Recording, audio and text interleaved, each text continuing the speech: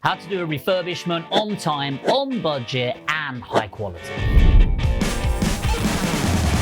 This is kind of the perfect triangle. I hear some of you project managers rolling your eyes right now thinking, oh, the clients to say, I want it cheap, I need it quick, and it needs to be perfect. So we call it this triangle because we've got the on time, on budget, and on quality. And often it's on time, on budget, but not on quality. It's on time, on quality, but not on budget, or it's on budget, on quality, but not in a time frame to suit you. And so often it's really difficult to get all three, but there is a way. Here's how we do it. First of all, I just want to talk about the spec of a refurbishment. Now, it's really important from an investment point of view. You need to think of your end user.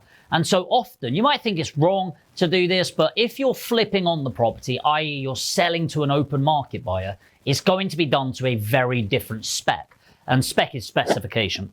If you're renting out, it's going to be to a lower spec. This doesn't mean shit, by the way. It just means a lower spec. Now, a big mistake where people think of budgets is they think the quality of the work has to sacrifice. But that's just not the case.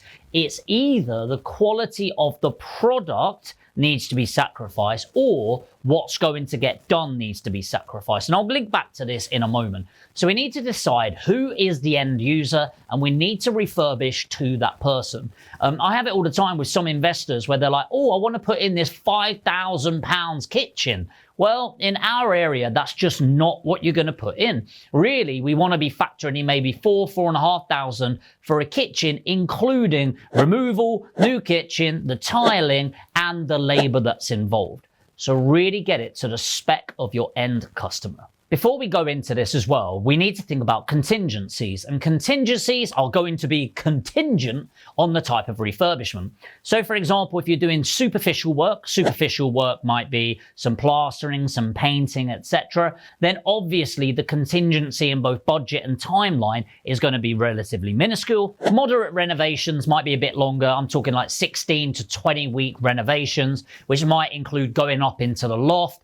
Then we've got a medium to large renovation. So we're talking like a 6-month renovation, which might include moving some walls, maybe some sort of extension done on the property, or a larger renovation, which I would consider a large renovation, kind of like a 9 to 12 months. And for me, this is like a 2-story extension, wrap around, maybe going into the basement, maybe going into the loft, or indeed all of it. And there are not many renovations that take longer than 9 to 12 months. And if they are, then either it's the biggest renovation I've ever heard of or somebody is messing you around. So I do want to go through sacrifice here. Now, typically there is a sacrifice on quality. And I mentioned this earlier.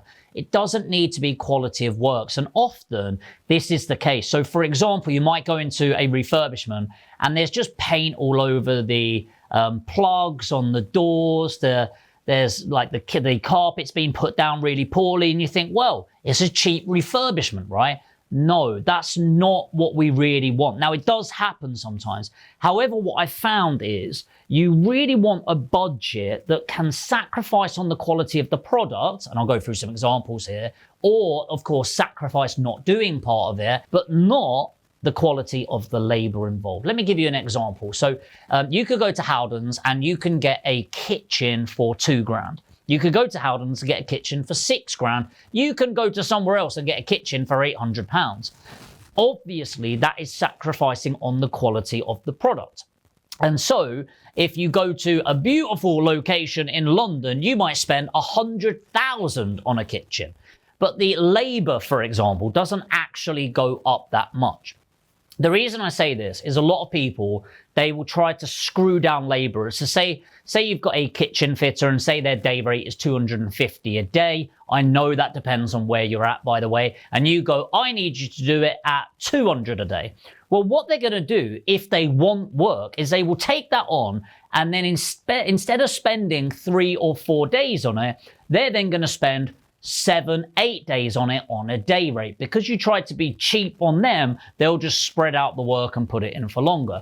Likewise, if you give them a cheap price, so you're not quoting per day, what they'll try to do is rush the job and get it done quickly. Okay, and it's just really not the way to get the end product.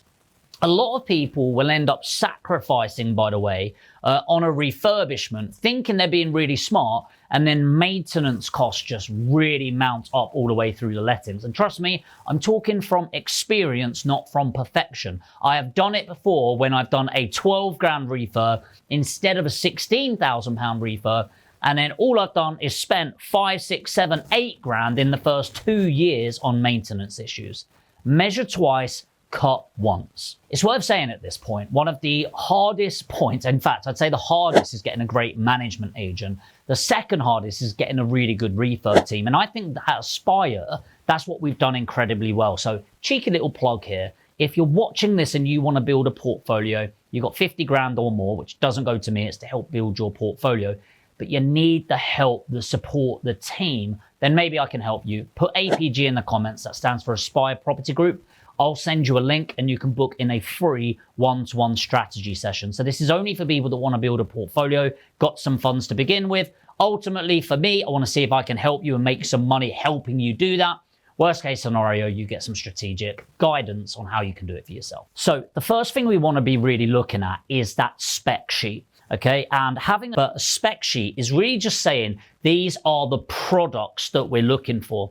And it's really important that they understand if a kitchen fitter is putting in a kitchen, if they're putting in a 10 grand kitchen, maybe they're going to spend 5, 6 days on it. If they're going to put in a 2 grand kitchen, they're not going to spend that long on it. It's really going to spend maybe 3 days on it, plus tiling at the end for a day, all right? And so it's really important they understand the spec sheet on there. The next thing that you need to know is the schedule of works. A schedule of works is really breaking down step by step from now to the end of the refurbishment all the way through. What that does is it really gives somebody an idea of the timelines that you're expecting them to deliver to. It also helps your project management or PERT analysis of who you're going to need and when you're going to need them. And this is really important to be an effective project manager or project coordinator, because you need to know where you're meant to be versus where you're actually at so you can communicate effectively all the way through. So here's what a typical refurbishment might look like. So if we're looking at a 10-week refurb, we're always looking at the strip out first of all. You can't go in and put something new if we need to take out the old. So a strip out, even in a larger property, should take no longer than a week. Really, we're talking a few days to get a rip out, but I always factor in a full week to get ripped out properly, including anything that's on the wall. So if we're taking off the wallpaper, we want to get that out, taking off the tiles, ripping out the kitchen. If that's what we're doing, we want a clean, blank canvas to go and do our magic. The next couple of weeks, really, we're looking at any movement in the house. Now, on most of my refurbishments, we're not looking to do any structural changes, but if there is anything like we're moving a wall, taking down a wall, anything like that, I'm getting that done in the first couple of weeks. And again, my logic is I just want the canvas to be able to paint on as fast as possible. What we're then going to do in week 3 and 4 is our first fix. So we're looking at our plumbing, our heating, our wiring, etc. Just getting everything in prepared to connect everything up. What we then do, and by the way, I mentioned snagging through at certain stages, but snagging is where you check on the work and make sure it's done to your standard. Really important, your standard. Do not wait until the end to do a snag. A snag essentially is when I'm paying, let's say you're my plumber and you're charging me 2 grand, for example. I'm going to pay you maybe 90% of that and I'm going to retain 10%. I'm then going to go in, check your work, make sure it's to standard, and then sign off and then pay you the remainder, okay? What I'm not going to do is pay you the full amount, go check your work and go, oh, I need you to come back and sort X, Y, Z, because likeliness is it's going to be harder to get that plumber back. So you want to snag throughout the process, have a contingency that you're holding back. 10 to 20% is usually absolutely fine. Don't do anything more than that. People need to eat. You want to keep people paid. And then sign off quickly. Don't go, I'm not paying you, and 3 weeks later I can pay you once I've got round to it, okay? Snag as you're going through. Next, we're going to look at the plastering and flooring in that area. That's going to take a couple of weeks. In general, you shouldn't need more than a week to plaster. And you want to do this early on, by the way, because it allows the time to properly dry out. And so we don't want to be painting on the wet plaster, all right? We got the flooring done after that, and the reason we do the flooring shortly after and not before is as good as a plasterer can be. Once you flicked a bit of plaster onto carpets or anything like that, it can cause some issues. So plastering, then flooring, then we're going to be going in for our second fix of the plumbing, electrics, and heating. Okay, and this is really important that we've got everything done, connected up, we've got it tested, we've got it signed off, good to go. Again, we're going to do a final snag here. So we're in week 7, we're going to go back and snag for the final phases of the refurbishment process. So we want to be looking at the final piece of quality here.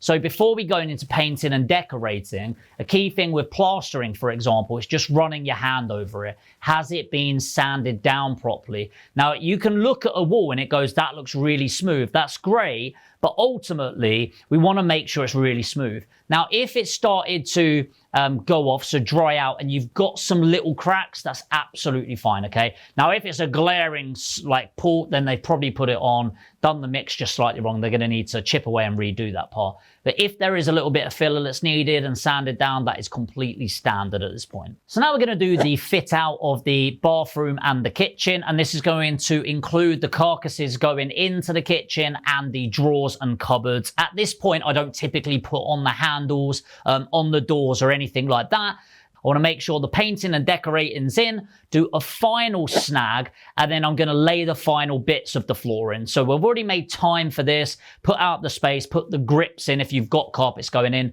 Then I'm going to get the final bits done. Now, again, the reason for this is you can absolutely do carpets after painting. It's not an issue whatsoever. You're obviously just going to have to put the covers down, make sure anything doesn't get onto it.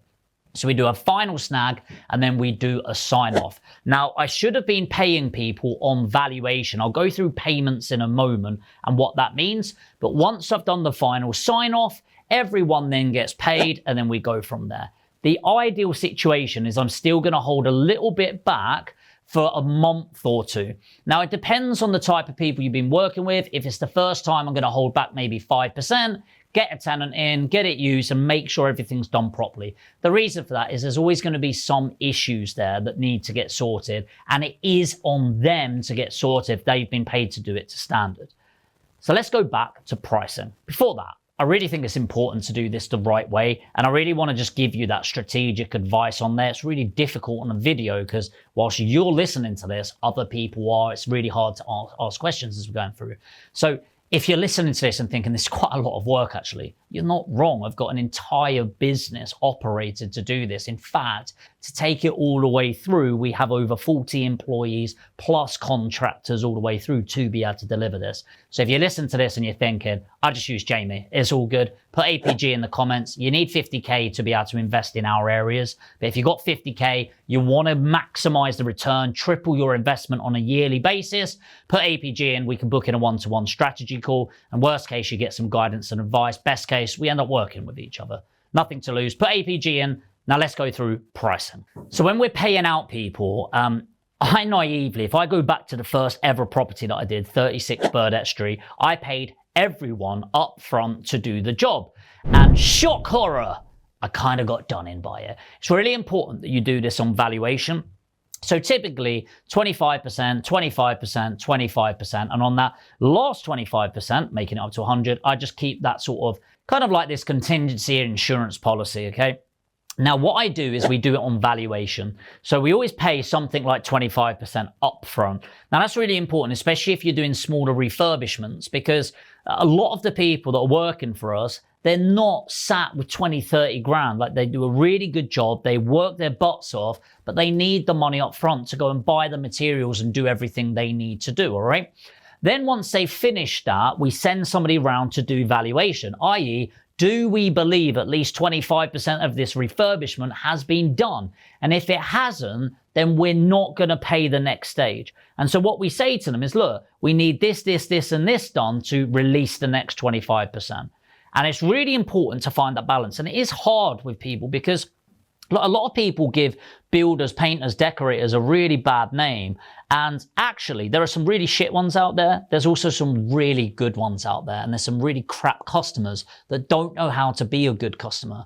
So speed, being reasonable and helping each other out is always key. We've got builders that if we needed something done this weekend, they would do it because we treat them really well. And vice versa, if they needed paying a little bit earlier than the Friday typical ones, we'll help them out on that. So really work together, but you need to do it on valuation. If somebody goes, I'm done, I need the next payment, don't just pay it. You need to go round to the property. You need to make sure everything's done at that point and you're happy with it, sign off and move to the next stage. So price and pay on valuation. Again, if you want help doing this, maybe it just sounds like a little bit too much, a bit overwhelming, put APG in the comments. I'll send you the link. Let's have a free, completely free one-to-one strategy session so I can help you out. And if not, make sure to hit the like button. Hopefully you got massive value from this. And if you're new to the channel, you want to find out more about property, make sure to hit subscribe and the notification bell, and I'll see you in the next video.